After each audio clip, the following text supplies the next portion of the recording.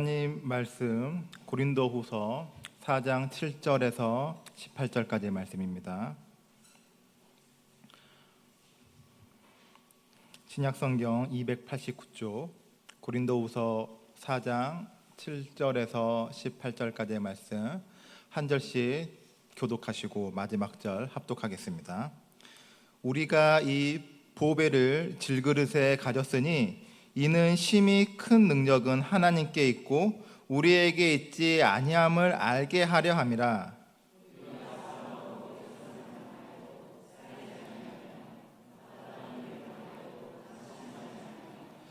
박해를 받아도 버림받지 아니하며 거꾸로 뜨림을 당하여도 망하지 아니하고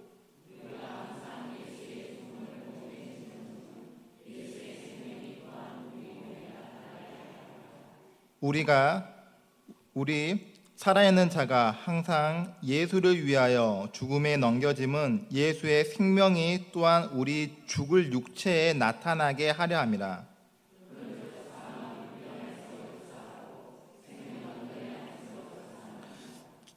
기록된 바 내가 믿었으므로 말하였다 한 것 같이 우리가 같은 믿음의 마음을 가졌으니 우리도 믿었으므로 또한 말하노라.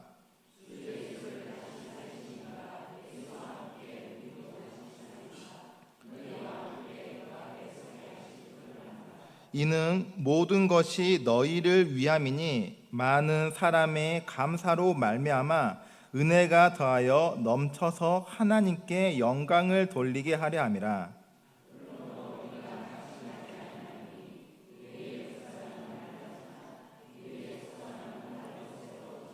우리가 잠시 받는 환난에 경한 것이 지극히 크고 영원한 영광에 중한 것을 우리에게 이루게 함이니 우리가 주목하는 것은 보이는 것이 아니요 보이지 않는 것이니 보이는 것은 잠깐이요 보이지 않는 것은 영원함이라.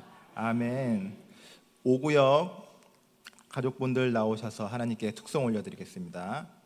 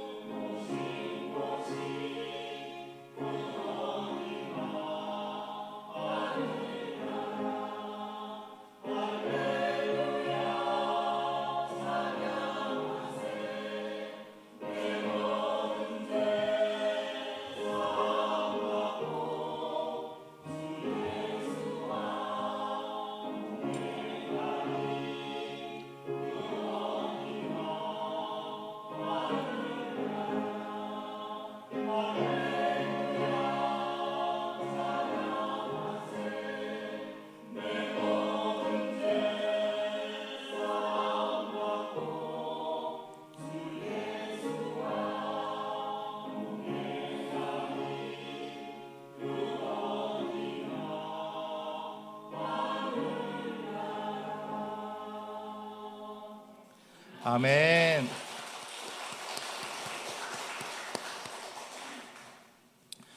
하나님의 크신 은혜가 수요일 저녁 나와 함께 예배드리는 여러분과 그리고 오구역 가정에 함께 하시기를 주님의 이름으로 축원드립니다. 사도 바울은 우리 그리스도인들을 가리켜서 오늘 말씀에 보니 보배를 담은 질그릇이라고 이렇게 표현을 합니다. 질그릇은 진흙으로 만든 토기이기 때문에 윤기도 없고 다소 무른 것이 흠이라고 할 수 있고, 성경에서는 질그릇을 이야기를 할 때 연약하고 무가치한 존재나 한계가 분명하게 있는 우리 인간의 육신을 표현할 때 우리 인간을 표현할 때 질그릇이라는 그 단어를 사용을 합니다. 그래서 그 질그릇의 우리가 특징을 살펴보면은 흙으로 만들었기 때문에 당연히 내구성이 약해서 깨지기가 쉽고 보잘것없고, 그렇기 때문에 사람들이 질그릇을 많이 찾지 않는다는 것입니다. 그래서 사도 바울은 이러한 그 질그릇에 우리 그리스도인의 정체성을 규정을 했는데요. 하나는 인간 본질에 대한 증언이고, 다른 하나는 인간이 가질 수 있는 가치와 가능성에 대해서 언급을 하고 있습니다.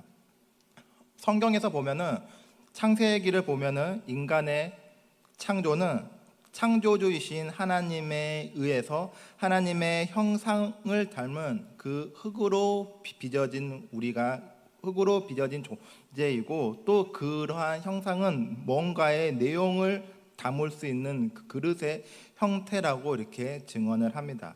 태초의 인간이 스스로 이렇게 생겨난 것도 아니고 자의적으로 생겨난 것이기 아니기 때문에, 하늘에서 뚝 떨어진 것도 아니고 스스로의 능력으로 생겨난 것이 아니기 때문에, 인간은 본질적부터 태생적으로부터 누군가에 의해서 창조주로부터 시작되었다는 것입니다. 그렇기 때문에 인간은 처음부터 만들어질 때부터 토기장이의 의도대로 만들어진 그러한 그릇처럼, 인간 역시 인간을 만드신 창조주이신 하나님의 뜻에 따라 살도록 만들어진 존재라고 볼 수가 있는 것이죠. 이러한 사실을 사도 바울은 받아들이고 또 인정하고, 이러한 것을 믿음으로 고백하는 것이 지혜이고 축복이기 때문에, 바울도 역시 바울 본인을 포함해서 세상의 모든 사람들이 다 그 세상 사람들의 본질은 질그릇이고, 또 그러한 질그릇에 무엇을 담아내느냐가 중요하다고 말씀을 하고 있습니다. 질그릇의 특징에서 살펴본 것처럼 질그릇은 흙으로 만들었기 때문에 연약하고 멋있지도 않고, 그렇기 때문에 사람들이 찾지도 않습니다. 아무리 공들여서 만든 멋진 작품이라고 할지라도 어느 한순간에 한 실수로 인해서 허망해질 수 있는 것도 질그릇의 슬픈 운명이라고도 볼 수가 있는 것이죠. 하지만 그렇다고 해서 이러한 질그릇이 슬픈 운명이라고 해서 위험성이 있고 사람들이 찾지 않는다고 해서 무조건 절망적이라고만은 볼 수는 없는 것이고, 언제나 그 질그릇 가운데도 희망은 있기 마련이라고 이야기를 합니다.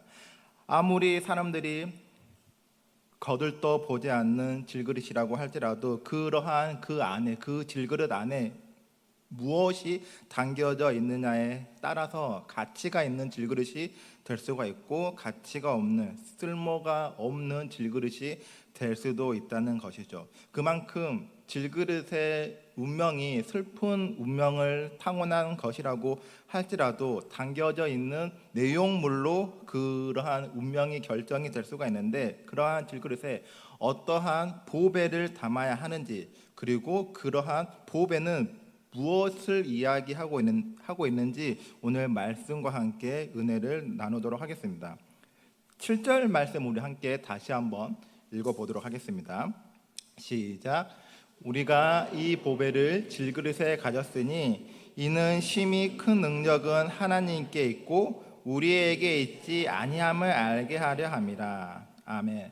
우리가 바울의 그 사도행전을 통해서 그러니까 바울의 삶에 대해서 우리가 조금은 어느 정도 알 수가 있습니다. 그렇기 때문에 바울도 역시 질그릇의 삶이라고 볼 수가 있죠. 그 어느 누구보다도 흠이 많이 있었던 질그릇이었는데 예수님을 만나기 전에는 그 어느 누구보다도 앞장서서 교회를 박해하던 사람이었기 때문에 이러한 바울은 자기 자신의 과거를 숨기려고 했던 것이 아니라 그 자기 자신의 과거를 항상 잊지 않기 위해서 오히려 의도적으로 나는 예전에 이러이러했던 사람이고 교회를 박해했던 그렇게 사람이라고 항상 의식하면서 다녔습니다.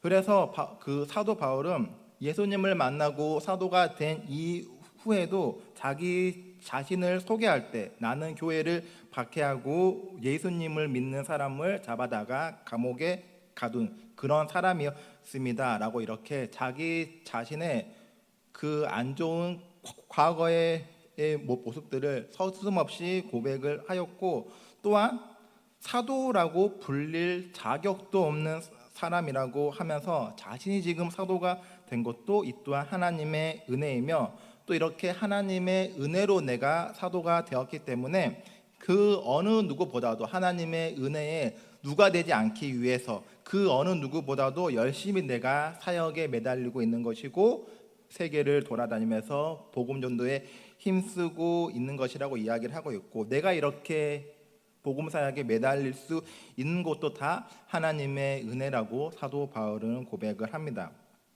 우리가 우리의 과거를 아무리 우리가 숨기려고 하고 혹은 우리가 숨길 수 없을 때 미화하고 포장한다고 할지라도 우리가 그 스스로 우리의 지난 과거를 숨길 수 있을런지는 모르겠지만, 제가 아까 처음에 이야기한 것처럼 우리 인간의 본질은 바뀌지 않는다는 것입니다.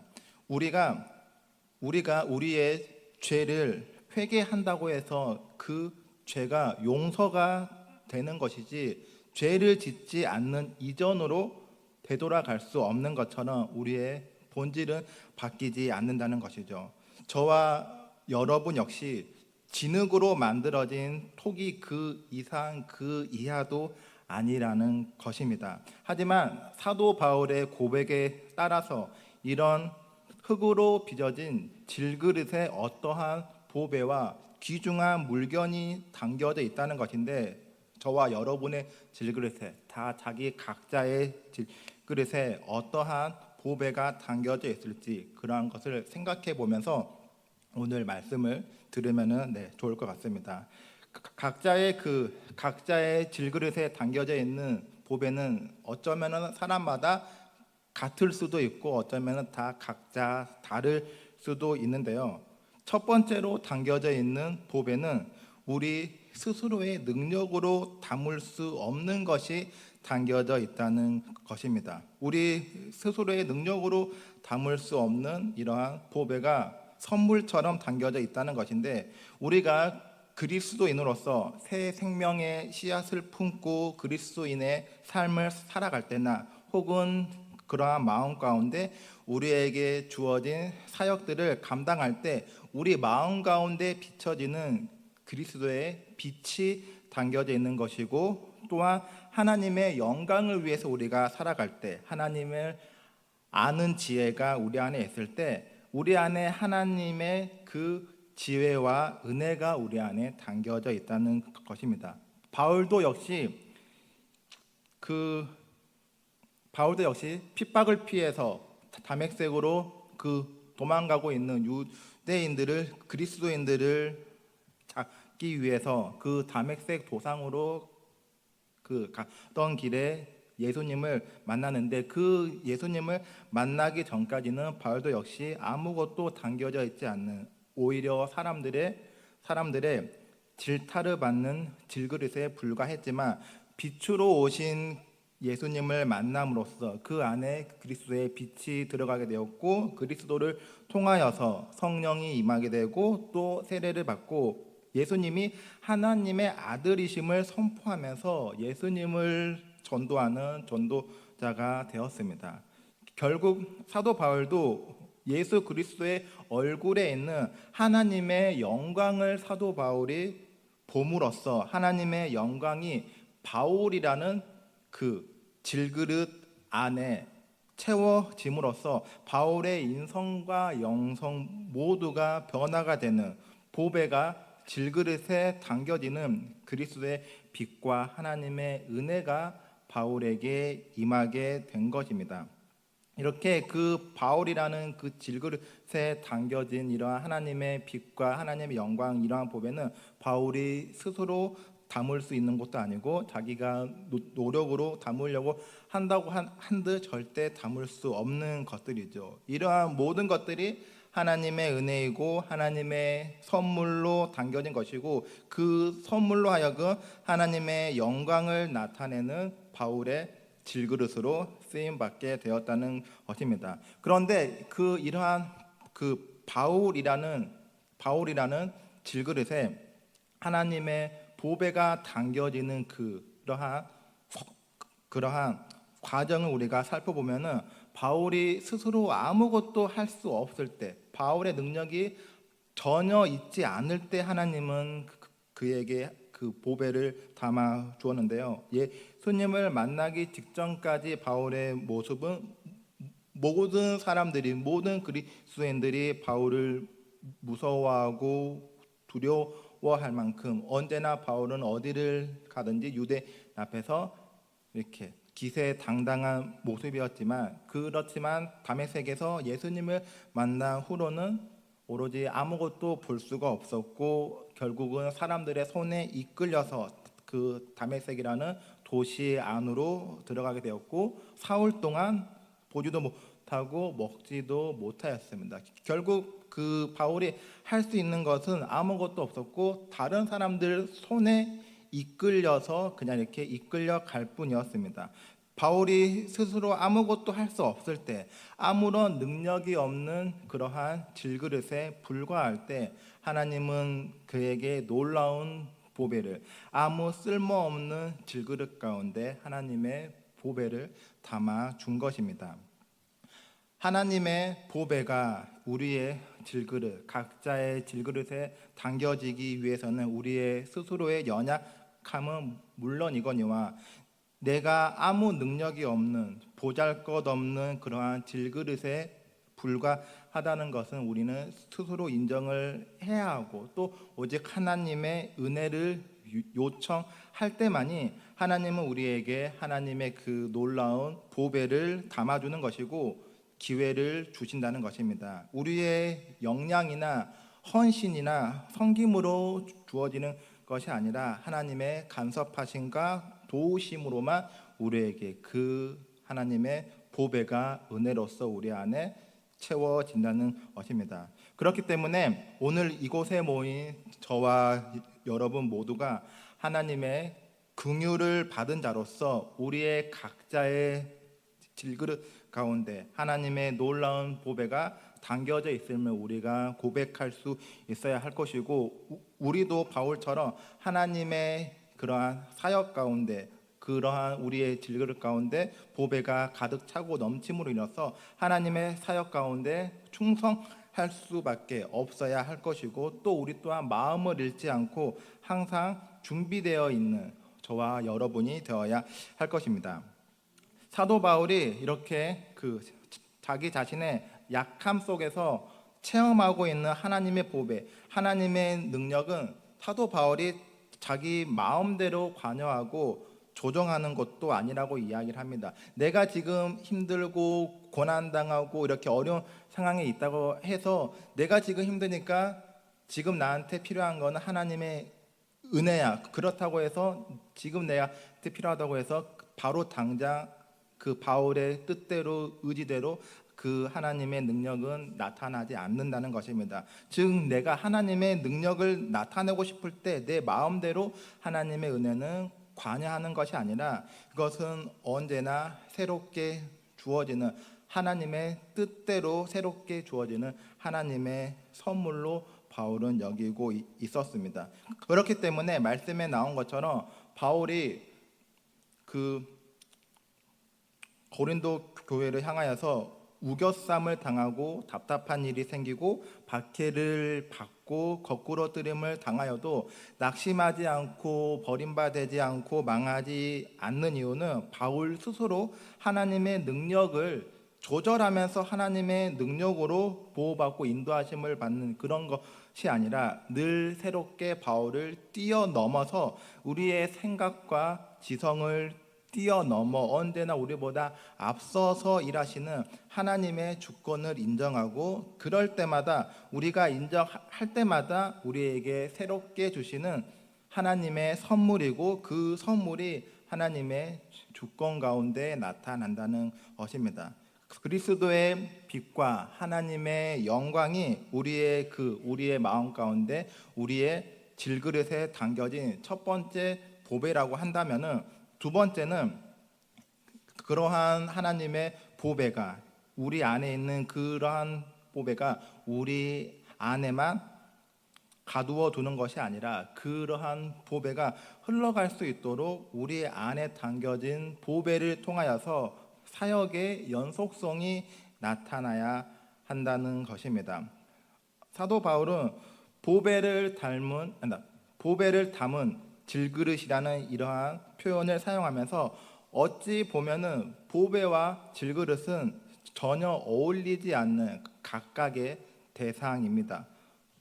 보배와 질그릇은 어찌 보면은 귀한 것과 천한 것이라는 이러한 개념이 너무나도 뚜렷하기 때문에 그럼에도 바울은 이 둘을 이렇게 전혀 어울리지 않는 것임에도 불구하고 이들을 하나로 묶어서 이야기할 수 있는 것은 천하 질그릇이 자신의 한계를 넘어설 그 안에 희망이 있음을 발견했기 때문에 천한 것과 귀한 것이지만 그 안에 그 두 개를 하나로 이렇게 묶어서 이야기를 할 수가 있었던 것입니다. 질그릇의 숙명이 제가 처음에 슬픈 운명이라고 했지만 그럼에도 불구하고 언제나 희망이 있다고 말씀을 드렸는데요. 즉 질그릇인 우리가 영원한 보배이신 예수님을 받아들이고 모시게 될 때 우리에게는 새로운 가능성이 열리고 우리 안에도 희망이 있고 소망이 있다는 것입니다.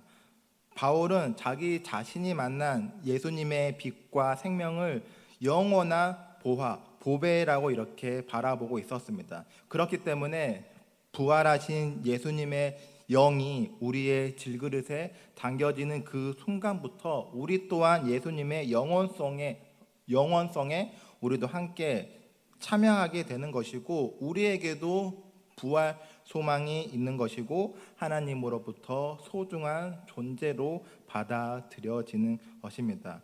이러한 부활의 은혜는 10절의 말씀처럼 예수의 죽음을 각각 자신의 몸에 짊어지고 있는 사람들에게 나타나는 은혜이고 또 그리고 예수님과 함께 죽고 사는 사람들을 예수님 때문에 기뻐하고 예수님 때문에 즐거워하고 예수님과 함께 살아가는 사람들 가운데 우리는 우리의 육신을 죽이고 겸손과 성실로 살아가는 그러한 사람들에게 부활의 소망과 희망이 임한다고 이야기를 하는 것입니다. 그리고 특히 바울이 고백하는 이러한 하늘의 보배는 내 안에 있는 이러한 하늘의 능력이 다른 사람들에게 흘러갈 때 연속성이 있을 때 그거는 더욱 빛나는 법이라고 이야기를 하고 있는데요. 그렇기 때문에 사도 바울이 지금 당하고 있는 우겨쌈이나 답답함이나 박해나 거꾸로 뜨림이나 이러한 모든 것들이 즉 자기 자신이 당하고 있는 이러한 고난들이 앞으로 교회와 성도들을 살리기 위한 생명을 위한 결과로 이어지고 있다는 것을 확신하고 있었기 때문에 12절 말씀처럼 사망이 우리 안에서 내 안에서 역사하고 내가 지금 받는 고난과 환난으로 인해서 또 다른 생명이 너희 가운데 흘러갈 수 있다. 너희 안에서 또 다른 생명이 역사한다고 이렇게 이야기를 하고 있는 것입니다. 그렇기 때문에 아무리 우리가 고난을 당한다고 할지라도 부활의 권능으로 인하여서 우리가 우겨쌈을 당하여도 쌓이지 않고 답답한 일을 당하여도 낙심하지 않고 박해를 받아도 버림받지 않으며 거꾸림을 당하여도 망하지 않는다고 사도 바울이 담대하게 이야기를 할 수가 있는 것입니다. 또한 이러한 사람은 겉사람보다는 속사람에게 관심을 집중하면서 살아가고 잠시 받는 환난보다는 지극히 크고 영원한 영광에 중한 것에 관심을 집중하고 보이는 것보다는 보이지 않는 것에 더 관심을 가지고 살아간다고 말씀을 하고 있는데요. 그리스도인에게 혹은 복음을 전하고자 하는 복음 전달자에게는, 그리고 생명을 살리려는 그러한 사람에게는 언제나 이렇게 바울처럼 우리가 인정할 수는 없겠지만 항상 그 뒤에는, 생명 뒤에는 고난이 뒤따르기 마련이라는 것입니다. 하지만 그렇다고 해서 우리 그 뒤에 고난이 뒤따른다고 할지라도 우리 안에 담겨진 보배를 그냥 그대로 방치해 두는 것이 아니라 우리의 능력으로 나타나는 그러한 보배가 아니기 때문에 하나님의 능력으로 허락되어진 보배와 같은 은혜를 통하여서 우리 안에 생명이 또 다른 생명을 낳을 수 있도록 이러한 생명의 연속성이 이렇게 있어야 한다고 이야기를 하고 있습니다. 우리에게는 그리스도의 부활의 권능이 있기 때문에 그로 인하여서 우리가 고난 가운데 있다 할지라도 낙심하지 않을 수가 있는 것이고, 겉사람보다는 속사람에게 관심을 두고 우리가 잠시 받는 환난보다는 지극히 크고 영원한 영광에 중한 것을 바라보면서 보이는 것보다 보이지 않는 것에 관심을 두고 살아가야 한다고 사도 바울은 이야기를 합니다. 예수님께서 이 땅에 오신 것은 이미 망가져 버린, 이미 황폐화되어지고 죄로 물들어 버린, 아주 아무것도 담을 것이 없는 이러한 그 이 땅 가운데, 이 땅이란 이 세상이라는 질그릇 가운데 보배를 담기 위해서 이 땅에 오셨는데요. 망가진 세상이라는 질그릇 속에 불의한 자에 대한 심판과 죽음의 세력에 대한 완전한 그 부활의 승리를 담아내기 위해서 이 망가진 질그릇이라는 세상 속에 오신 것입니다. 부활하신 예수님께서 두 가지의 보배를 들고 다시 오셨는데, 하나는 의롭게 살다 죽은 자를 살리시는 부활의 권세이고, 또 하나는 아버지와 아들을 거부하는 불의한 자들에게 베푸시는 심판의 권세입니다. 즉 부활과 심판의 권세를 가지고 다시 이 땅 가운데 오셨는데요. 세상과 인간을 살리고 죽일 수 있는 심판과 부활이라는 이 권세를 가지고 오셨기 때문에 우리는 예수님을 통해서만 영생을 얻을 수가 있고, 또 예수님을 통해서만 심판에 이르지 아니할 수가 있고, 또 우리가 예수님을 통해서만 사망에서 생명으로 옮겨지는 것이라고 말씀을 합니다. 말씀을 정리하겠습니다. 저와 여러분 모두는 허점투성이고 또 사람들이 찾지 않는 모질고 울퉁불퉁한 질그릇에 불과한 사람들입니다. 하지만 사람들이 찾지 않는 울퉁불퉁하고 모난 질그릇이라고 할지라도 희망이 없는 질그릇이 아니라 희망과 소망이 있는 하늘에 보배가 담겨져 있는 그러한 질그릇이라는 것입니다. 우리의 능력으로 담을 수 있는, 혹은 우리의 능력으로 담겨지는 이러한 보배도 아니고 오직 하나님의 은혜로만 담겨질 수 있는 그러한 보배를 통하여서 나 자신을 살리고 또한 나 자신을 살리면서 이웃까지 함께 살리는, 생명이 생명을 살리면서 은혜의 연속성이 나타날 수 있는 이러한 하나님의 은혜가 저와 여러분 가운데 함께 임하기를 바라겠습니다. 우리 함께 찬송가 370장 주 안에 있는 나에게 찬송 부르겠습니다.